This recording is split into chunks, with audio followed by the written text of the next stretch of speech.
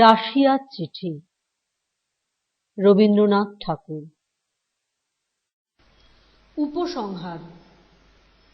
Soviet শাসনের প্রথম পরিচয় আমার মনকে বিশেষভাবে আকর্ষণ করেছে সে কথা পূর্বেই বলেছি। তার কয়েকটি বিশেষ কারণ আছে, সেটা আলোচনার যোগ্য। সেখানকার যে ছবিটি আমার মনের মধ্যে মূর্তি নিয়েছে তার পিছনে দুলছে ভারতবর্ষের দুর্গতির কালো রঙের পটভূমিকা। এই দুর্গতির মূলে যে ইতিহাস আছে তার থেকে একটি তত্ত্ব পাওয়া যায়। সেই তত্ত্বটিকে চিন্তা করে দেখলে আলোচ্য প্রসঙ্গে আমার মনের ভাব বোঝা সহজ হবে। ভারতবর্ষে মুসলমান শাসন বিস্তারের ভিতরকার মানুষটি ছিল রাজমহিমা লাভ। সেকালে সর্বদাই রাজ্য নিয়ে যে হাত চালাচালি হতো তার গোড়ায় ছিল এই ইচ্ছা। গ্রিসের সেকেন্দার শাহ ধূমকেতুর অনলোজ্জ্বল পুচ্ছের মতো তাঁর রণবাহিনী নিয়ে বিদেশের আকাশ ঝেঁটিয়ে বেরিয়েছিলেন, সে কেবল তার প্রতাপ প্রসারিত করবার জন্যে। রোমকদেরও ছিল সেই প্রবৃত্তি।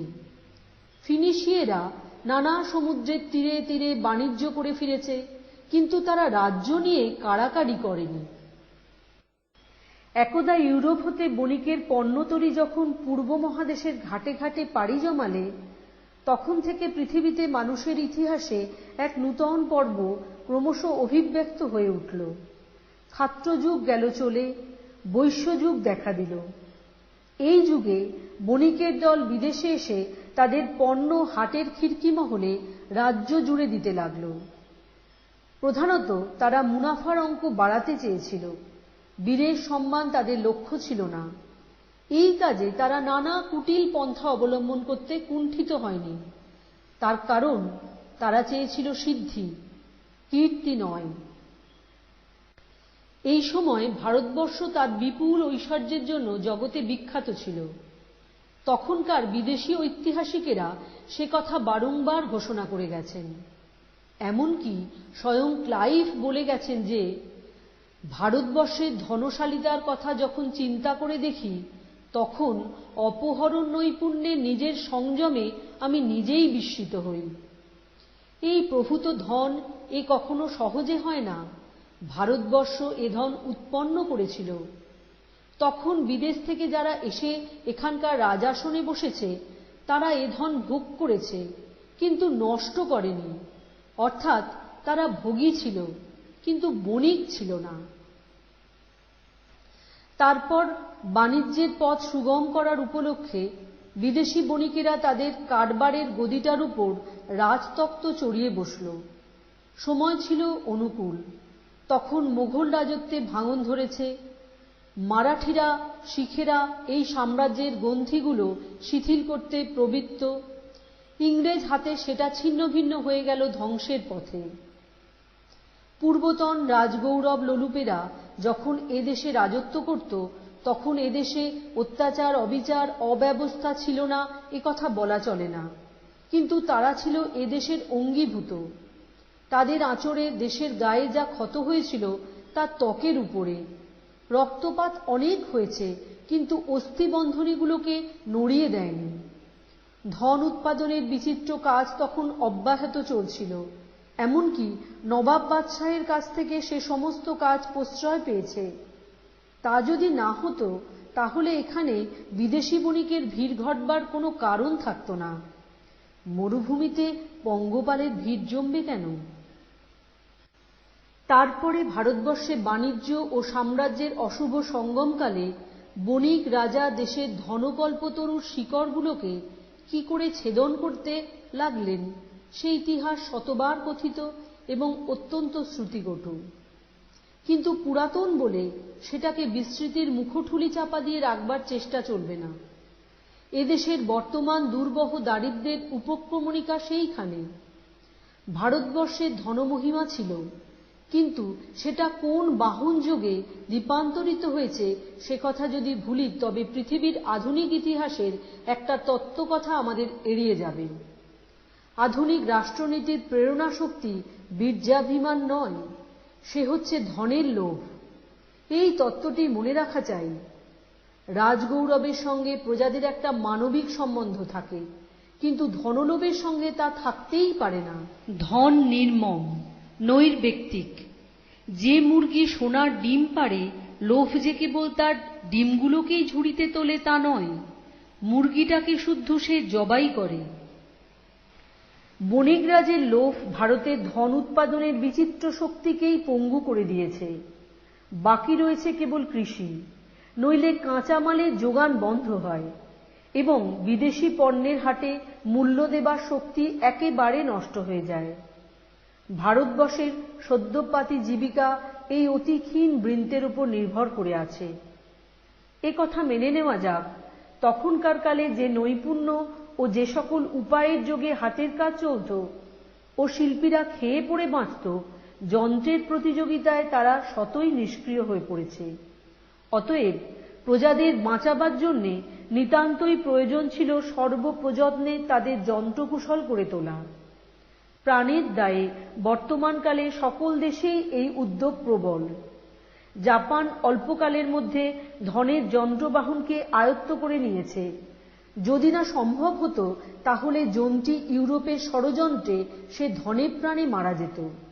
আমাদের ভাগ্যে সে সুযোগ ঘটল না, কেননা লোভ ঈর্ষা পরায়ণ। এই প্রকাণ্ড লোভের আওতায় আমাদের ধন প্রাণ মুষড়ে এলো।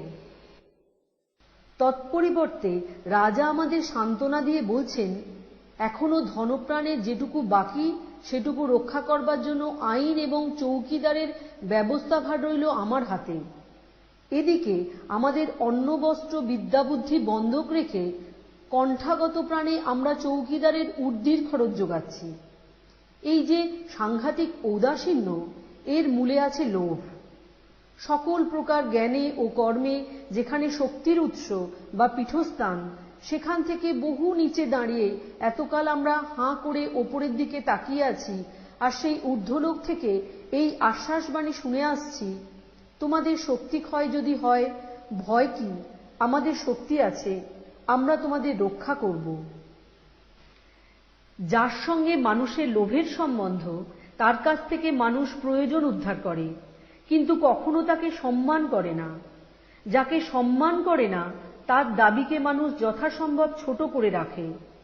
অবশেষে সে এত সস্তা হয়ে পড়ে যে তার অসামান্য অভাবেও সামান্য খরচ করতে গায়ে বাজে। আমাদের প্রাণ রক্ষা ও মনুষ্যত্বের লজ্জা রক্ষার জন্যে কতই কম বরাদ্দ সে কারো অগোচর নেই। অন্ন নেই, বিদ্যা নেই, বৈদ্য নেই, পানের জল পাওয়া যায় পাঁক ছেঁচে, কিন্তু চৌকিদারের অভাব নেই। আর আছে মোটা মাইনের কর্মচারী। তাদের মাইনে গালফ স্ট্রিমের মতো সম্পূর্ণ চলে যায় ব্রিটিশ দ্বীপের শৈত্য নিবারণের জন্যে। তাদের পেনশন যোগাই আমাদের অন্ত্যেষ্টি সৎকারের খরচের অংশ থেকে। এর একমাত্র কারণ লোভ অন্ধ, লোভ নিষ্ঠুর। ভারতবর্ষ ভারতেশ্বরদের লোভের সামগ্রী। অথচ কঠিন বেদনার অবস্থাতেও একথা আমি কখনো অস্বীকার করিনে যে ইংরেজের স্বভাবে ঔদার্য আছে। বিদেশীয় শাসনকার্যে অন্য ইউরোপীয়দের ব্যবহার ইংরেজের চেয়েও কৃপণ এবং নিষ্ঠুর। ইংরেজ জাতি ও তার শাসননীতি সম্বন্ধে বাক্যে ও আচরণে আমরা যে বিরুদ্ধতা প্রকাশ করে থাকি, তা আর কোনো জাতের শাসনকর্তাদের সম্বন্ধে সম্ভবপর হতো না। যদি বা হতো, তবে তার দণ্ডনীতি আরও অনেক দুঃসহ হতো। স্বয়ং ইউরোপে, এমনকি আমেরিকাতেও তার প্রমাণের অভাব নেই। প্রকাশ্যভাবে বিদ্রোহ ঘোষণাকালেও রাজপুরুষদের কাছে পীড়িত হলে আমরা যখন সবিস্ময়ে নালিশ করি, তখন প্রমাণ হয় যে ইংরেজ জাতির প্রতি আমাদের নিগূঢ় শ্রদ্ধা মার খেতে খেতেও মরতে চায় না। আমাদের স্বদেশী রাজা বা জমিদারদের কাছে আমাদের প্রত্যাশা আরও অনেক কম। ইংল্যান্ডে থাকার সময় এটা লক্ষ্য করে দেখেছি, ভারতবর্ষে দণ্ডবিধান ব্যাপারে গ্লানিজনক ঘটনা ইংরেজ খবরের কাগজে প্রায় কিছুই এসে পৌঁছত না। তার একমাত্র কারণ এ নয়, পাছে ইউরোপ ও আমেরিকায় নিন্দা রটে। বস্তুত কড়া ইংরেজ শাসনকর্তা স্বজাতির শুভবুদ্ধিকেই ভয় করে।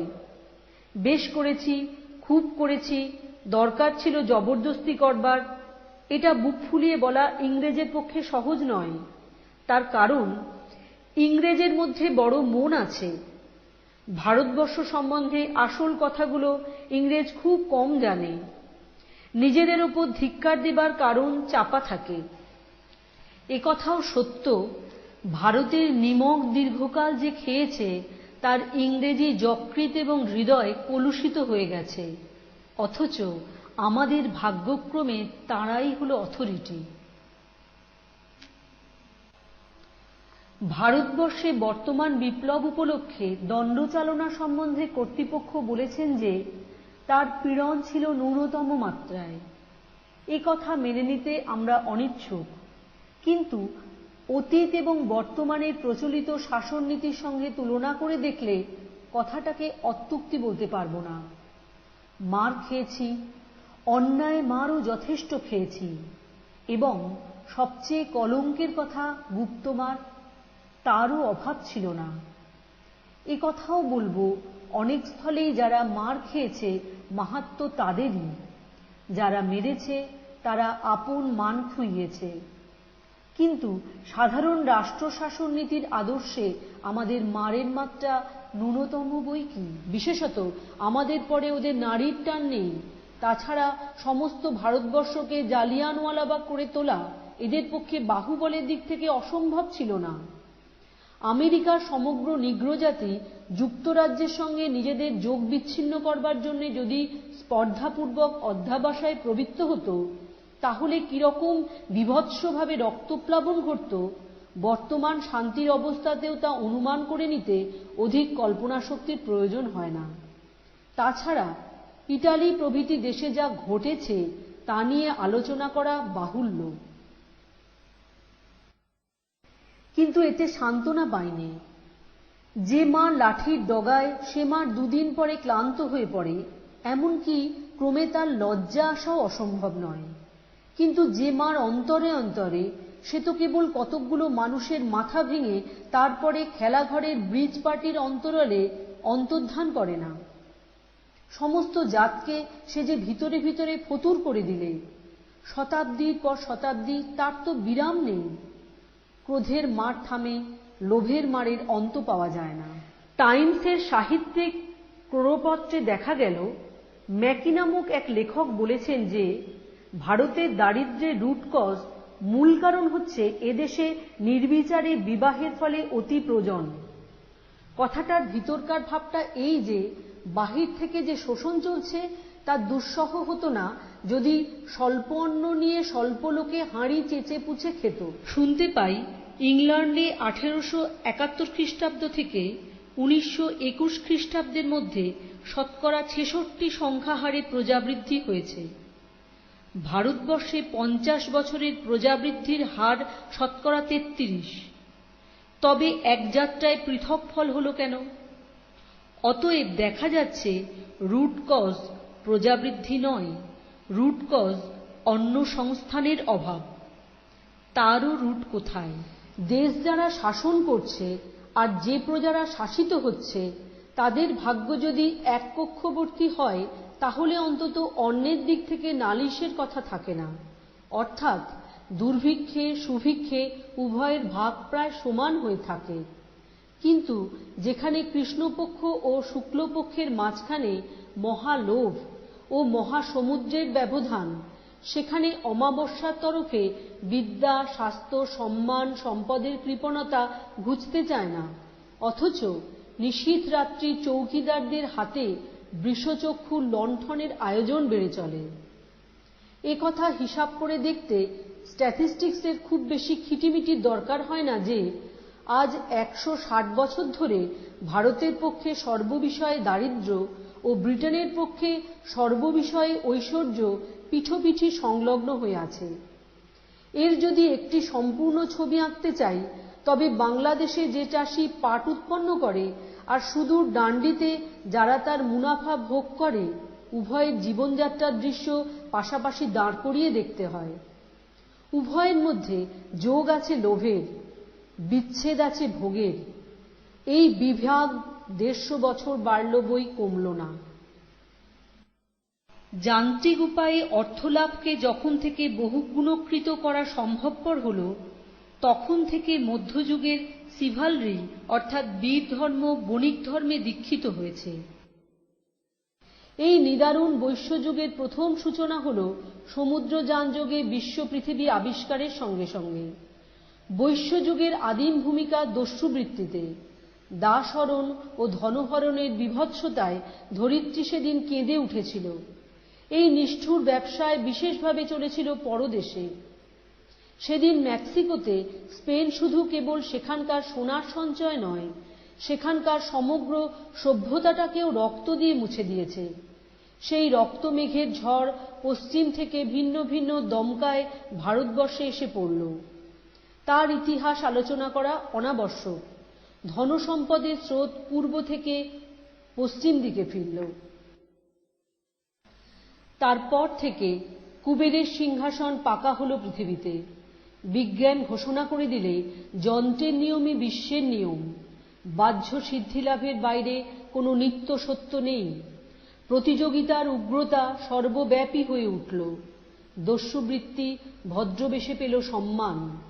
লোভের প্রকাশ্য ও চোরা রাস্তা দিয়ে কারখানা ঘরে, খনিতে, বড় বড় আবাদে ছদ্মনামধারী দাসবৃত্তি, মিথ্যাচার ও নির্দয়তা কিরকম হিংস্র হয়ে উঠেছে সে সম্বন্ধে ইউরোপীয় সাহিত্যে রোমহর্ষক বর্ণনা বিস্তর পাওয়া যায়।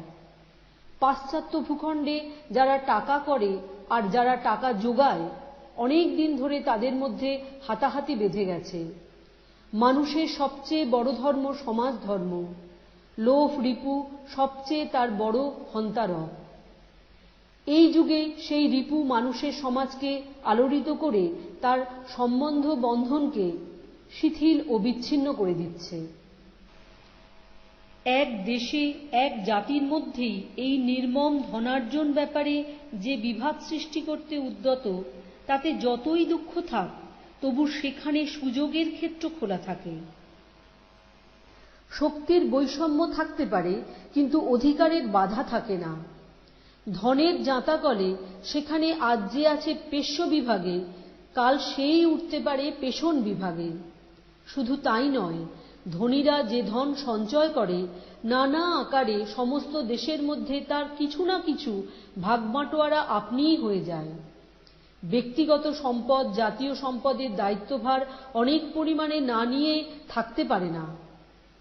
লোকশিক্ষা, লোকস্বাস্থ্য, লোকরঞ্জন, সাধারণের জন্য নানা প্রকার হিতানুষ্ঠান, এ সমস্তই প্রভূত ব্যয়সাধ্য ব্যাপার। দেশের এই সমস্ত বিচিত্র দাবি ইচ্ছায় অনিচ্ছায়, লক্ষ্যত অলক্ষ্যত ধনীরা মিটিয়ে থাকে। কিন্তু ভারতের যে ধনে বিদেশি বণিক বা রাজপুরুষেরা ধনী, তার ন্যূনতম উচ্ছিষ্ট মাত্রই ভারতের ভাগে পড়ে।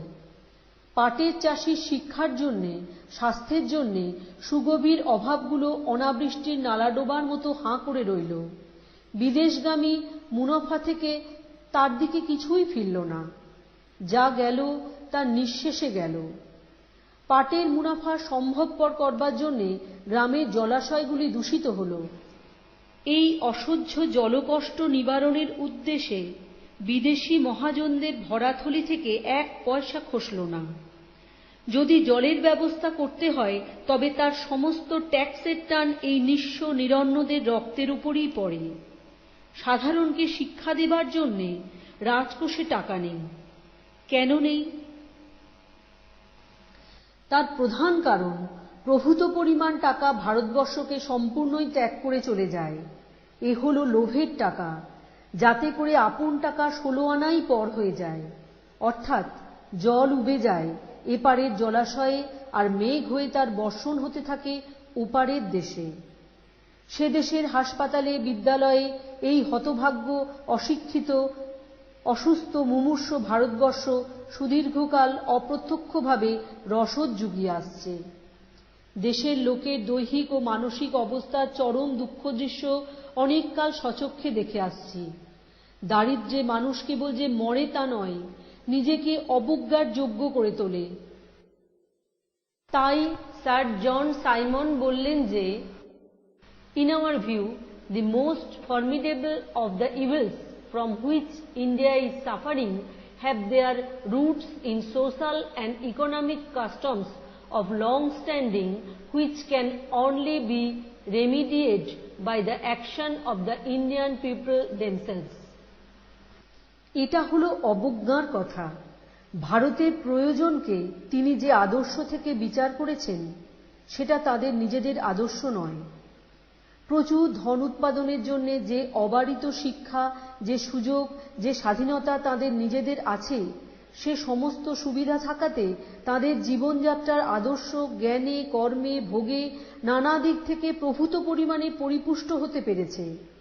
জীর্ণ বস্ত্র, শীর্ণ তনু, রোগক্লান্ত, শিক্ষা বঞ্চিত ভারতের পক্ষে সে আদর্শ কল্পনার মধ্যেই আনেন না।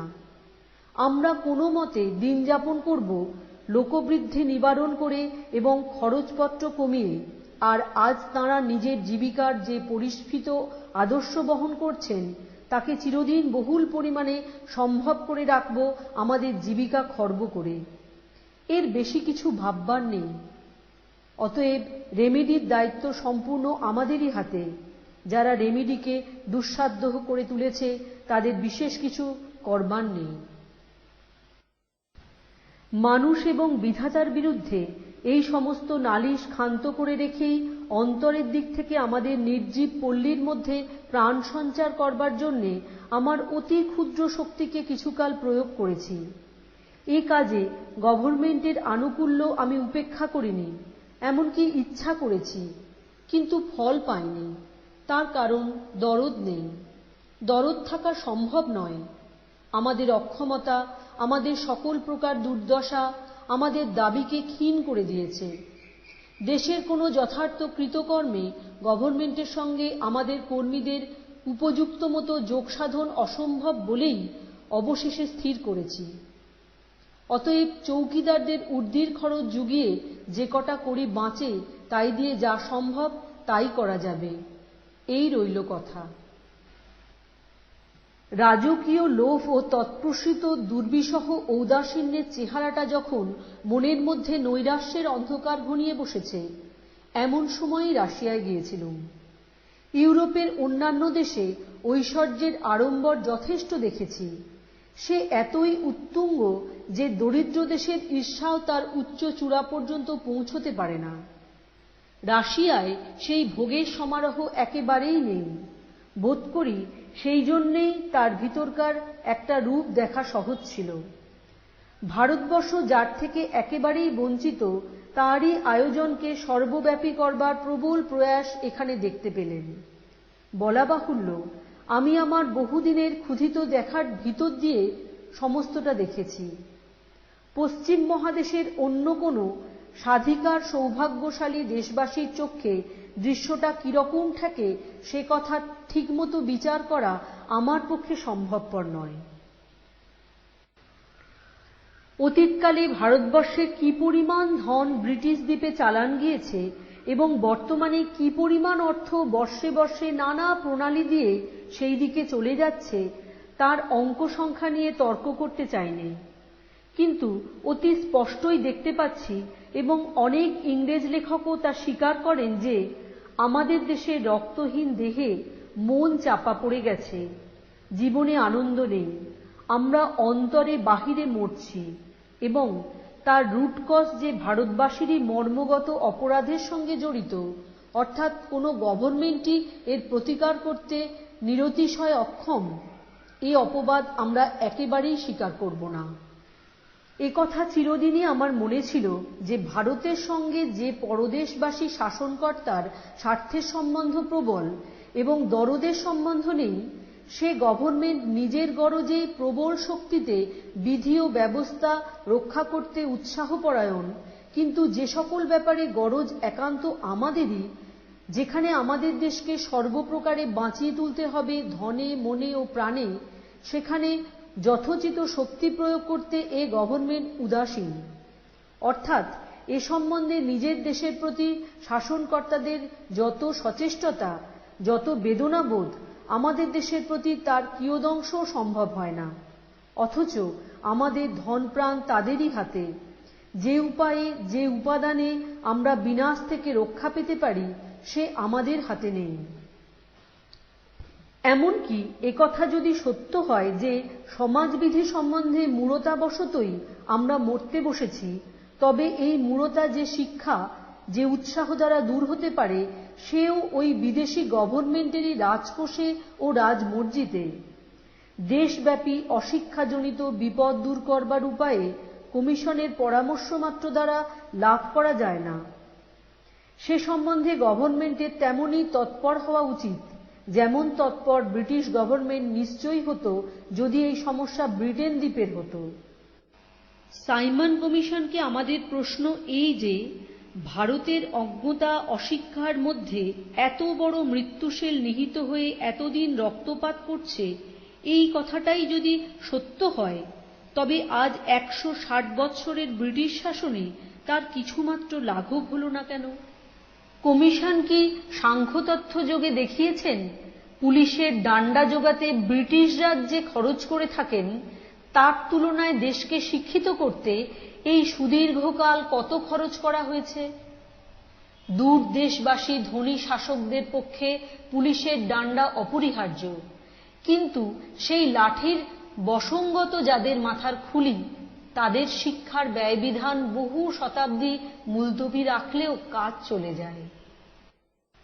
রাশিয়ায় পা বাড়িয়েই প্রথমে চোখে পড়ল সেখানকার যে চাষি ও শ্রমিক সম্প্রদায় আজ 8 বছর পূর্বে ভারতীয় জনসাধারণেরই মতো নিঃসহায়, নিরন্ন, নির্যাতিত, নিরক্ষর ছিল, অনেক বিষয়ে যাদের দুঃখভার আমাদের চেয়ে বেশি বই কম ছিল না, অন্তত তাদের মধ্যে শিক্ষা বিস্তার এই অল্প কয় বছরের মধ্যেই যে উন্নতি লাভ করেছে, 150 বছরেও আমাদের দেশে উচ্চ শ্রেণীর মধ্যেও তা হয়নি। আমাদের দরিদ্রানাং মনোরথা স্বদেশের শিক্ষা সম্বন্ধে যে দুরাশার ছবি মরীচিকার পটে আঁকতেও সাহস পায়নি, এখানে তার প্রত্যক্ষ রূপ দেখলুম দিগন্ত থেকে দিগন্তে বিস্তৃত। নিজেকে এ প্রশ্ন বারবার জিজ্ঞাসা করেছি, এত বড় আশ্চর্য ব্যাপার সম্ভবপর হলো কি করে? মনের মধ্যে এই উত্তর পেয়েছি যে লোভের বাধা কোনোখানে নেই। শিক্ষার দ্বারা সব মানুষই যথোচিত সক্ষম হয়ে উঠবে, এ কথা মনে করতে কোথাও খটকা লাগছে না। দূর এশিয়ার তুর্কমেনিস্তানবাসী প্রজাদেরও পুরোপুরি শিক্ষা দিতে এদের মনে একটুও ভয় নেই, প্রত্যুত প্রবল আগ্রহ আছে। তুর্কমেনিস্তানের প্রথাগত মূঢ়তার মধ্যেই সেখানকার লোকের সমস্ত দুঃখের কারণ। এই কথাটা রিপোর্টে নির্দেশ করে উদাসীন হয়ে বসে নেই। কোচিন, চায়নায় শিক্ষা বিস্তার সম্বন্ধে শুনেছি কোনো ফরাসি পাণ্ডিত্য ব্যবসায়ী বলেছেন যে ভারতবর্ষে ইংরেজরাজ দেশি লোককে শিক্ষা দিতে গিয়ে যে ভুল করেছেন, ফ্রান্স যেন সে ভুল না করেন। এ কথা মানতে হবে যে ইংরেজের চরিত্রে এমন একটা মহত্ব আছে যে জন্যে বিদেশি শাসন নীতিতে তাঁরা কিছু কিছু ভুল করে বসেন। শাসনের ঠাস বুনানিতে কিছু কিছু খেই হারায়, নইলে আমাদের মুখ ফুটতে হয়তো আরো 1-8 শতাব্দী দেরি হতো। এ কথা অস্বীকার করবার জো নেই যে শিক্ষার অভাবে অশক্তি অটল হয়ে থাকে।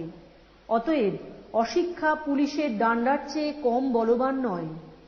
বোধ হয় যেন লর্ড কার্জন সে কথাটা কিছু কিছু অনুভব করেছিলেন। শিক্ষাদান সম্বন্ধে ফরাসি পণ্ডিত্য ব্যবসায়ী স্বদেশের প্রয়োজনকে যে আদর্শে বিচার করে থাকেন, শাসিত দেশের প্রয়োজনকে সে আদর্শে করেন না। তার একমাত্র কারণ লোভ। লোভের বাহন যারা, তাদের মনুষ্যত্বের বাস্তবতা লুব্ধের পক্ষে অস্পষ্ট। তাদের দাবিকে আমরা স্বভাবতই খর্ব করে থাকি। যাদের সঙ্গে ভারতের শাসনের সম্বন্ধ, তাদের কাছে ভারতবর্ষ আজ 150 বৎসর খর্ব হয়ে আছে। এই জন্যেই তার মর্মগত প্রয়োজনের পরে ওপরওয়ালার ঔদাসীন্য ঘুচল না। আমরা যে কি অন্ন খাই, কি জলে আমাদের পিপাসা মেটাতে হয়, কি সুগভীর অশিক্ষায় আমাদের চিত্ত তমসাবৃত, তা আজ পর্যন্ত ভালো করে তাদের চোখে পড়ল না। কেননা আমরাই তাদের প্রয়োজনের এইটাই বড় কথা। আমাদেরও যে প্রাণগত প্রয়োজন আছে, এ কথাটা জরুরি নয়। তাছাড়া আমরা এত অকিঞ্চিতকর হয়ে আছি যে আমাদের প্রয়োজনকে সম্মান করা ভারতের যে কঠিন সমস্যা, যাতে করে আমরা এত কাল ধরে ধনে প্রাণে মনে মরেছি, এই সমস্যাটা পাশ্চাত্যে কোথাও নেই। সে সমস্যাটি এই যে ভারতের সমস্ত সত্ত্ব দ্বিধাকৃত ও সেই সর্বনেশে বিভাগের মূলে আছে লোভ। এই কারণে রাশিয়ায় এসে যখন সেই লোভকে তিরস্কৃত দেখলুম, তখন সেটা আমাকে যত বড় আনন্দ দিলে এতটা হয়তো স্বভাবত অন্যকে না দিতে পারে। তবুও মূল কথাটা মন থেকে তাড়াতে পারিনি। সে হচ্ছে এই যে আজ কেবল ভারতে নয়, সমস্ত পৃথিবীতেই যে কোনো বড় বিপদের জাল বিস্তার দেখা যাচ্ছে, তার প্রেরণা হচ্ছে লোভ। সেই লোভের সঙ্গেই যত ভয়, যত সংশয়, সেই লোভের পিছনেই যত অস্ত্রসজ্জা, যত মিথ্যুক ও নিষ্ঠুর রাষ্ট্রনীতি। আর একটা তর্কের বিষয় হচ্ছে ডিক্টেটরশিপ, অর্থাৎ রাষ্ট্র ব্যাপারে নায়কতন্ত্র নিয়ে। কোনো বিষয়ই নায়কিয়ানা আমি নিজে পছন্দ করি না। ক্ষতি বা শাস্তির ভয়কে অগ্রবর্তী করে অথবা ভাষায়, ভঙ্গিতে বা ব্যবহারে জিত প্রকাশের দ্বারা নিজের মত প্রচারের রাস্তাটাকে সম্পূর্ণ সমতল করবার লেশমাত্র চেষ্টা আমি কোনোদিন নিজের কর্মক্ষেত্রে করতে পারিনি। সন্দেহ নেই যে একনায়কতার বিপদ আছে বিস্তর। তার ক্রিয়ার একতানতা ও নিত্যতা অনিশ্চিত। যে চালক ও যারা চালিত তাদের মধ্যে ইচ্ছার অসম্পূর্ণ যোগ সাধন হওয়াতে বিপ্লবের কারণ সর্বদাই ঘটে। তাছাড়া সবলে চালিত হওয়ার অভ্যাস চিত্তের ও চরিত্রের বলহানি করে।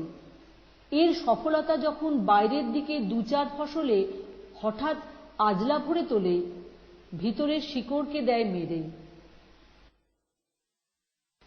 জনগণের ভাগ্য যদি তাদের সম্মিলিত ইচ্ছার দ্বারাই সৃষ্ট ও পালিত না হয়, তবে সেটা খাঁচা হয়।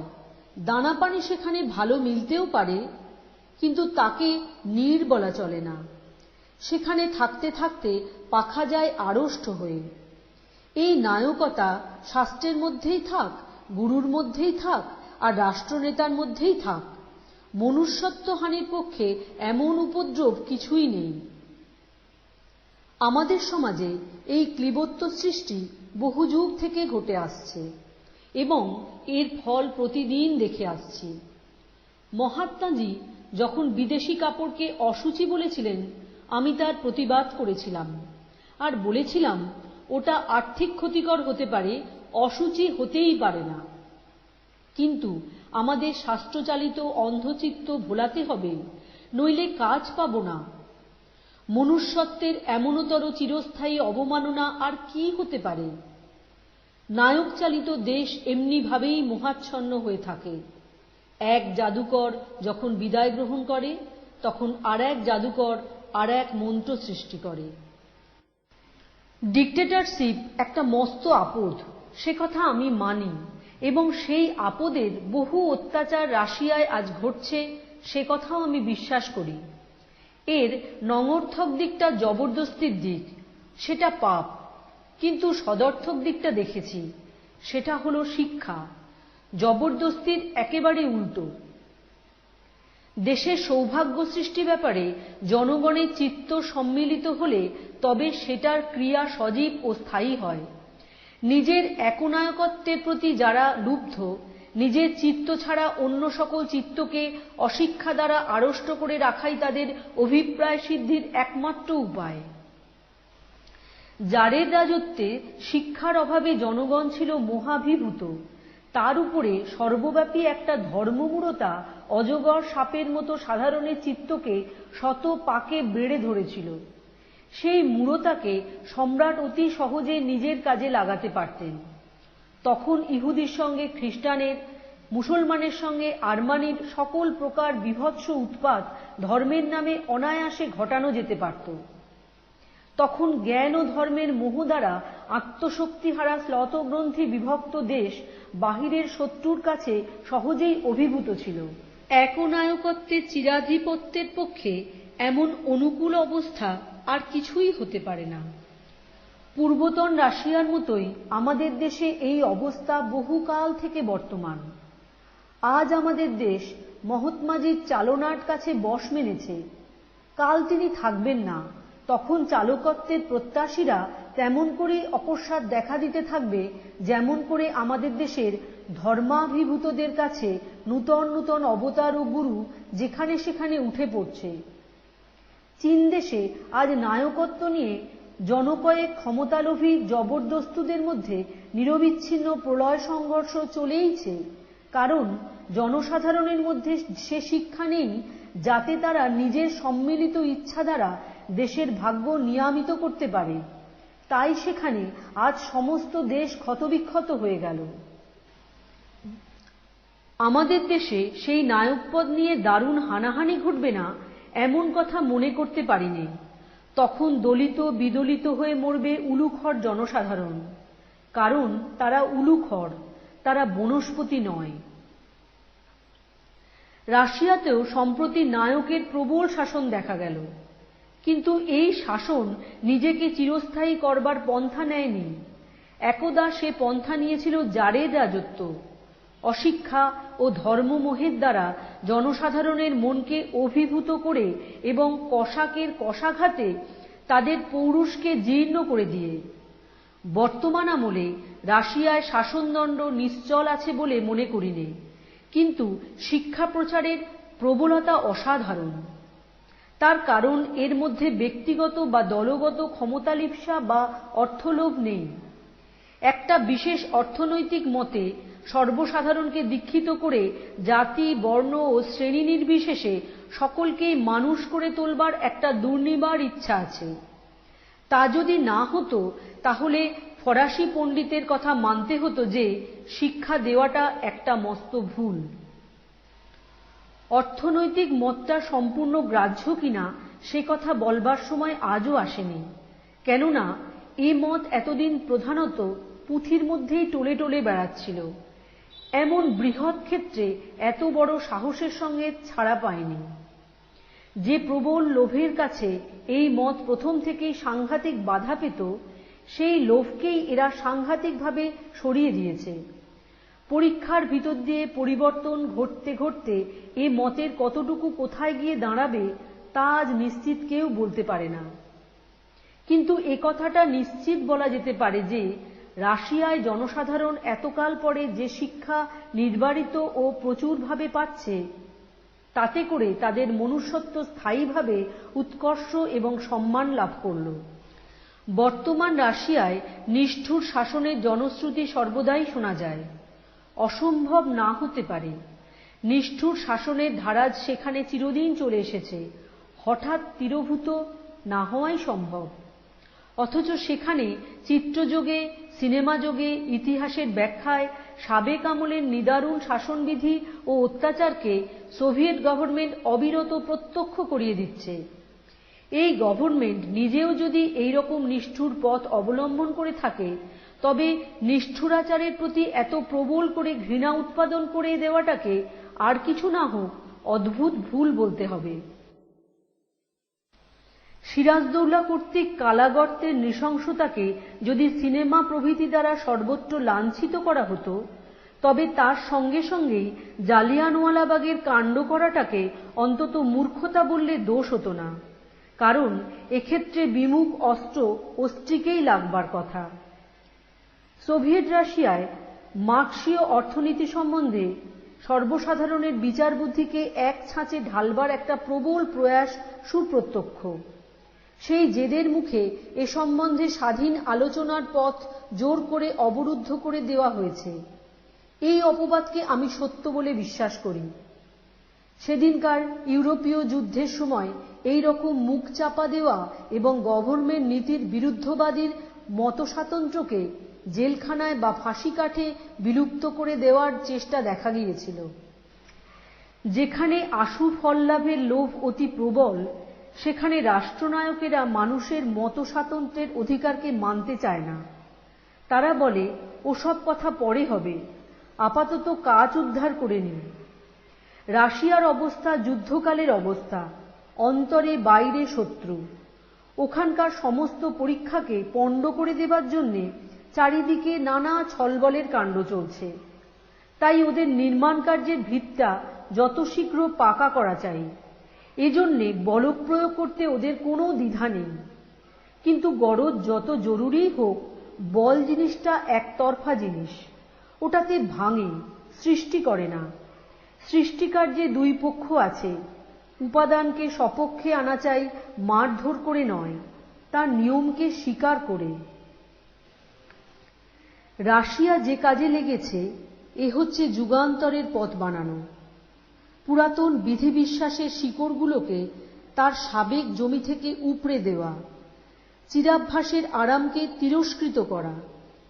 এরকম ভাঙনের উৎসাহে যে আবর্ত সৃষ্টি করে, তার মাঝখানে পড়লে মানুষ তার মাতুনির আর অন্ত পায় না, স্পর্ধা বেড়ে ওঠে। মানব প্রকৃতিকে সাধনা করে বশ করবার অপেক্ষা আছে এ কথা ভুলে যায়, মনে করে তাকে তার আশ্রয় থেকে ছিঁড়ে নিয়ে একটা সীতাহরণ ব্যাপার করে তাকে পাওয়া যেতে পারে। তারপরে লঙ্কায় আগুন লাগে তো লাগুক, উপযুক্ত সময় নিয়ে স্বভাবের সঙ্গে রফা করবার তর্স হয় না যাদের, তারা উৎপাতকে বিশ্বাস করে। অবশেষে লাঠিয়ে পিটিয়ে রাতারাতি যা গড়ে তোলে তার উপরে ভরসা রাখা চলে না, তার উপরে দীর্ঘকালের ভর সয় না। যেখানে মানুষ তৈরি নেই, মত তৈরি হয়েছে, সেখানকার উচ্চণ্ড দণ্ডনায়কদের আমি বিশ্বাস করি না। প্রথম কারণ, নিজের মত সম্বন্ধে আগেভাগে সম্পূর্ণ বিশ্বাস করা সুবুদ্ধি নয়, সেটাকে কাজে খাটাতে খাটাতে তবে তার পরিচয় হয়। ওদিকে ধর্মতন্ত্রের বেলায় যে জননায়কেরা শাস্ত্রবাক্য মানে না, তারাই দেখি অর্থতন্ত্রের দিকে শাস্ত্র মেনে অচল হয়ে বসে আছে। সেই শাস্ত্রের সঙ্গে যেমন করে হোক মানুষকে টুটি চেপে ঝুঁটি ধরে মেলাতে চায়। এ কথাও বোঝে না, জোর করে ঠেসে ঠুসে যদি কোনো এক রকমে মেলানো হয় তাতে সত্যের প্রমাণ হয় না। বস্তুত যে পরিমাণেই জোর, সেই পরিমাণেই সত্যের অপ্রমাণ। ইউরোপে যখন খ্রিস্টান শাস্ত্রবাক্যে জবরদস্ত বিশ্বাস ছিল, তখন মানুষের হাড়গোড় ভেঙে, তাকে পুড়িয়ে বিধিয়ে, তাকে ঢিলিয়ে ধর্মের সত্যতা প্রমাণের চেষ্টা দেখা গিয়েছিল। আজ বলশেভিক মতবাদ সম্বন্ধে তার বন্ধু ও শত্রু উভয় পক্ষেরই এইরকম উদ্দাম গায়ের জোরে যুক্তি প্রয়োগ। দুই পক্ষেরই পরস্পরের নামে নালিশ এই যে মানুষের মতস্বাতন্ত্র্যের অধিকারকে পীড়িত করা হচ্ছে। মাঝের থেকে পশ্চিম মহাদেশে আজ মানব প্রকৃতি দুই তরফ থেকেই ঢেলা খেয়ে মরছে। আমার মনে পড়ছে আমাদের বাউলের গান, নিঠুর গরজি তুই কি মানস মুকুল ভাজবি আগুনে, তুই ফুল ফুটাবি বাস ছুটাবি সবুর বিহনে। দেখ না আমার পরম গুরু সাঁই, সে যুগ যুগান্তে ফুটায় মুকুল তারা হুড়া নাই। তোর লোভ প্রচণ্ড তাই ভরসা দণ্ড, এর আছে কোন উপায়। কয় সে মদন দিসনে বেদন শোন নিবেদন, সেই শ্রীগুরুর মনে সহজ ধারা আপন হারা তাঁর বাণী শোনে। রে গরজি। সোভিয়েত রাশিয়ার লোকশিক্ষা সম্বন্ধে আমার যা বক্তব্য সে আমি বলেছি। তাছাড়া সেখানকার পলিটিক্স মুনাফা লোলুপদের লোভের দ্বারা কলুষিত নয় বলে রাশিয়া রাষ্ট্রের অন্তর্গত নানাবিধ প্রজা জাতি বর্ণ নির্বিশেষে সমান অধিকারের দ্বারা ও প্রকৃষ্ট শিক্ষার সুযোগে সম্মানিত হয়েছে, এ কথাটাও আলোচনা করেছি। আমি ব্রিটিশ ভারতের প্রজা বলেই এই দুটি ব্যাপারে আমাকে এত গভীরভাবে আনন্দ দিয়েছে। এখন বোধ করি একটি শেষ প্রশ্নের উত্তর আমাকে দিতে হবে।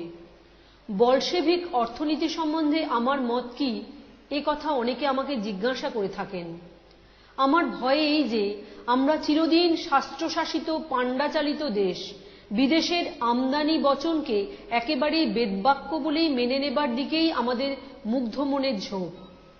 গুরুমন্ত্রের মোহ থেকে সামলিয়ে নিয়ে আমাদের বলা দরকার যে প্রয়োগের দ্বারাই মতের বিচার হতে পারে, এখনো পরীক্ষা শেষ হয়নি। যে কোনো মতবাদ মানুষ সম্বন্ধীয় তার প্রধান অঙ্গ হচ্ছে মানব প্রকৃতি। এই মানব প্রকৃতির সঙ্গে তার সামঞ্জস্য কি পরিমাণে ঘটবে তার সিদ্ধান্ত হতে সময় লাগে। তত্ত্বটাকে সম্পূর্ণ গ্রহণ করবার পূর্বে অপেক্ষা করতে হবে। কিন্তু তবু সে সম্বন্ধে আলোচনা করা চলে। কেবলমাত্র লজিক নিয়ে বা অঙ্ক কষে নয়, মানব প্রকৃতিকে সামনে রেখে। মানুষের মধ্যে দুটো দিক আছে, একদিকে সে স্বতন্ত্র আর একদিকে সে সকলের সঙ্গে যুক্ত। এর একটাকে বাদ দিলে যেটা বাকি থাকে সেটা অবাস্তব। যখন কোনো একটা ঝুঁকে পড়ে মানুষ একদিকেই একান্ত উধাও হয়ে যায় এবং ওজন হারিয়ে নানা প্রকার বিপদ ঘটাতে থাকে, তখন পরামর্শদাতা এসে সংকটটাকে সংক্ষেপ করতে চান, বলেন অন্য দিকটাকে একেবারেই ছেঁটে দাও। ব্যক্তি স্বাতন্ত্র্য যখন উৎকট স্বার্থপরতায় পৌঁছিয়ে সমাজে নানা প্রকার উৎপাত মথিত করে, তখন উপদেষ্টা বলেন স্বার্থ থেকে স্বটাকে এক কোপে দাও উড়িয়ে, তাহলেই সমস্ত ঠিক চলবে। তাতে হয়তো উৎপাত কমতে পারে, কিন্তু চলা বন্ধ হওয়া অসম্ভব নয়। লাগাম ছেঁড়া ঘোড়া গাড়িটাকে খানায় ফেলবার জো করে, ঘোড়াটাকে গুলি করে মারলেই যে তার পর থেকে গাড়িটা সুস্থভাবে চলবে এমন চিন্তা না করে লাগামটা সম্বন্ধে চিন্তা করবার দরকার হয়ে ওঠে। দেহে দেহে পৃথক বলেই মানুষ কাড়াকাড়ি হানাহানি করে থাকে, কিন্তু সব মানুষকে এক দড়িতে আষ্টেপৃষ্ঠে বেঁধে সমস্ত পৃথিবীতে একটিমাত্র বিপুল কলেবর ঘটিয়ে তোলবার প্রস্তাব বলগর্বিত অর্থতাত্ত্বিক কোনো জারের মুখেই শোভা পায়। বিধাতার বিধিকে একেবারে সমূলে অতির্দিষ্ট করবার চেষ্টায় যে পরিমাণে সাহস তার চেয়ে অধিক পরিমাণে মূঢ়তা দরকার করে। একদিন ভারতের সমাজটাই ছিল প্রধানত পল্লী সমাজ। এই রকম ঘনিষ্ঠ পল্লী সমাজে ব্যক্তিগত সম্পত্তির সঙ্গে সমাজগত সম্পত্তির সামঞ্জস্য ছিল। লোকমতের প্রভাব ছিল এমন যে ধনী আপনার ধন সম্পূর্ণ আপন ভোগে লাগাতে অগৌরব বোধ করত। সমাজ তার কাছ থেকে আনুকূল্য স্বীকার করেছে বলেই তাকে কৃতার্থ করেছে, অর্থাৎ ইংরেজি ভাষায় যাকে চ্যারিটি বলে, এর মধ্যে তা ছিল না। ধনীর স্থান ছিল সেইখানে যেখানে ছিল নির্ধন। সেই সমাজে আপন স্থানমর্যাদা রক্ষা করতে গেলে ধনীকে নানা পরোক্ষ আকারে বড় অঙ্কের খাজনা দিতে হতো। গ্রামে বিশুদ্ধ জল, বৈদ্য, পণ্ডিত, দেবালয়, যাত্রা, গান, কথা, পথঘাট সমস্তই রক্ষিত হতো গ্রামের ব্যক্তিগত অর্থের সমাজমুখীন প্রবাহ থেকে, রাজকর থেকে নয়। এর মধ্যে স্বেচ্ছা এবং সমাজের ইচ্ছা দুই মিলতে পেরেছে। যেহেতু এই আদান প্রদান রাষ্ট্রীয় যন্ত্রযোগে নয়, পরন্তু মানুষের ইচ্ছাবাহিত, সেই জন্যে এর মধ্যে ধর্মসাধনার ক্রিয়া চলত, অর্থাৎ এতে কেবলমাত্র আইনের চালনার বাহ্য ফল ফলত না, অন্তরের দিকে ব্যক্তিগত উৎকর্ষ সাধন হতো। এই ব্যক্তিগত উৎকর্ষই মানব সমাজের স্থায়ী কল্যাণময় প্রাণবান আশ্রয়। বণিক সম্প্রদায় বিত্ত খাটিয়ে লাভ করাটাই যাদের মুখ্য ব্যবসায়, তারা সমাজে ছিল পতিত, যেহেতু তখন ধনের বিশেষ সম্মান ছিল না। এজন্য ধন ও অধনের একটা মস্ত বিভেদ তখন ছিল অবর্তমান। ধন আপন বৃহৎ সঞ্চয়ের দ্বারা নয়, আপন মহৎ দায়িত্ব পূরণ করে তবে সমাজে মর্যাদা লাভ করত, নইলে তার ছিল লজ্জা। অর্থাৎ সম্মান ছিল ধর্মের, ধনের নয়। এই সম্মান সমর্পণ করতে গিয়ে কারো আত্মসম্মানের হানি হতো না। এখন সেদিন গেছে বলেই সামাজিক দায়িত্বহীন ধনের প্রতি একটা অসহিষ্ণুতার লক্ষণ নানা আকারে দেখা যাচ্ছে। কারণ ধন এখন মানুষের অর্ঘ্য দেয় না, তাকে অপমানিত করে। ইউরোপীয় সভ্যতা প্রথম থেকেই নগরে সংহত হবার পথ খুঁজেছে। নগরে মানুষের সুযোগ হয় বড়, সম্বন্ধ হয় খাটো। নগর অতি বৃহৎ, মানুষ সেখানে বিক্ষিপ্ত, ব্যক্তি স্বাতন্ত্র্য একান্ত, প্রতিযোগিতার মথন প্রবল। ঐশ্বর্য সেখানে ধনী নির্ধনের বিভাগকে বাড়িয়ে তোলে এবং চ্যারিটির দ্বারা যেটুকু যোগসাধন হয় তাতে সান্ত্বনা নেই, সম্মান নেই। সেখানে যারা ধনের অধিকারী এবং যারা ধনের বাহন, তাদের মধ্যে আর্থিক যোগ আছে, সামাজিক সম্বন্ধ বিকৃত অথবা বিচ্ছিন্ন। এমন অবস্থায় যন্ত্রযুগ এলো, লাভের অঙ্ক বেড়ে চলল অসম্ভব পরিমাণে।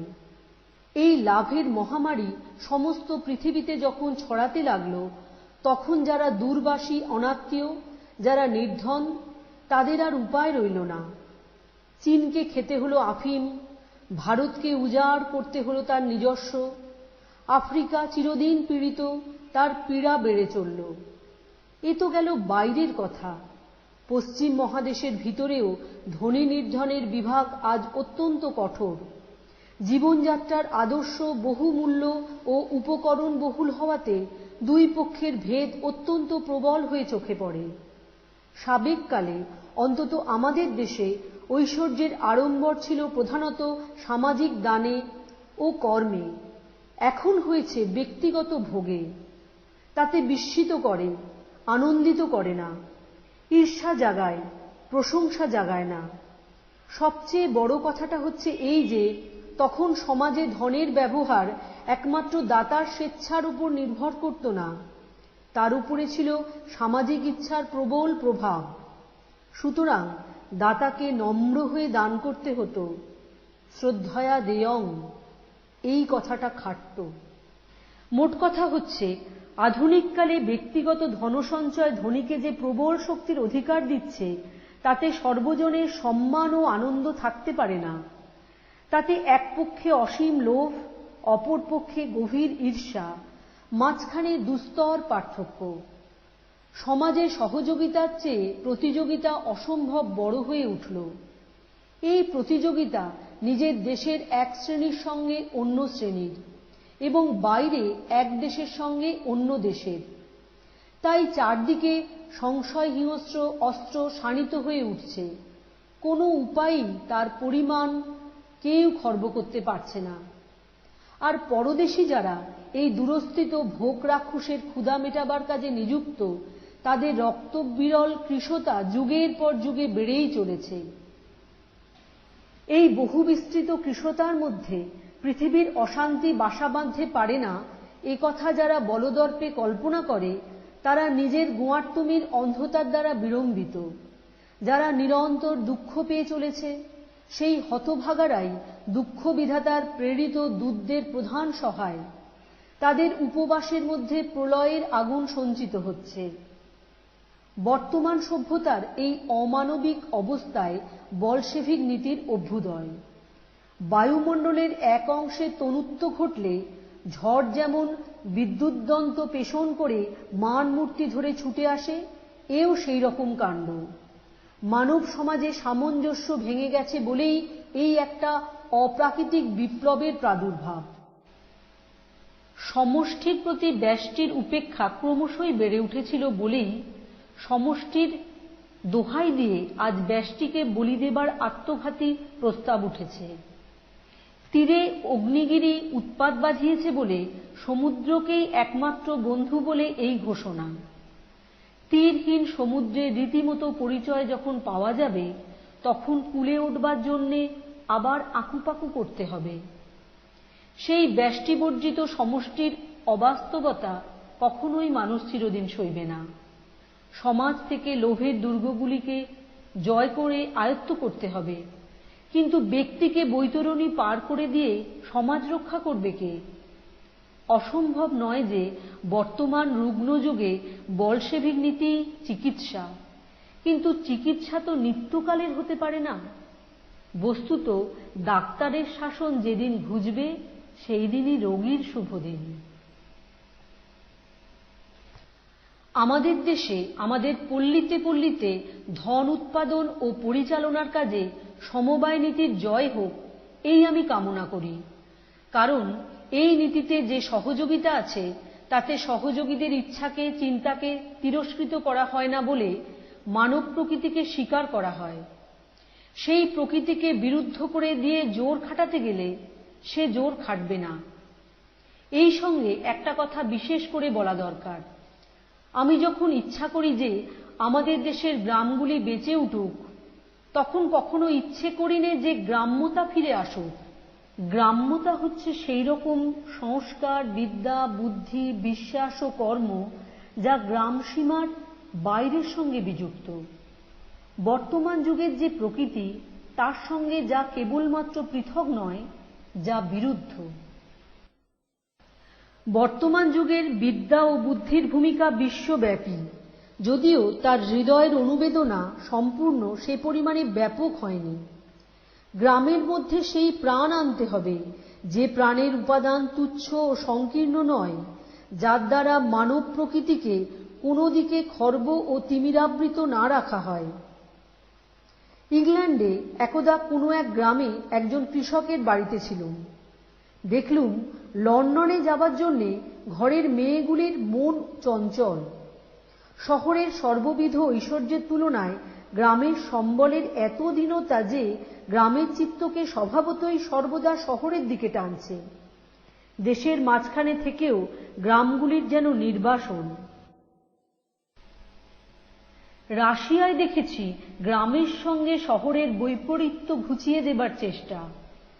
এই চেষ্টা যদি ভালো করে সিদ্ধ হয় তাহলে শহরের অস্বাভাবিক অতিবৃদ্ধি নিবারণ হবে।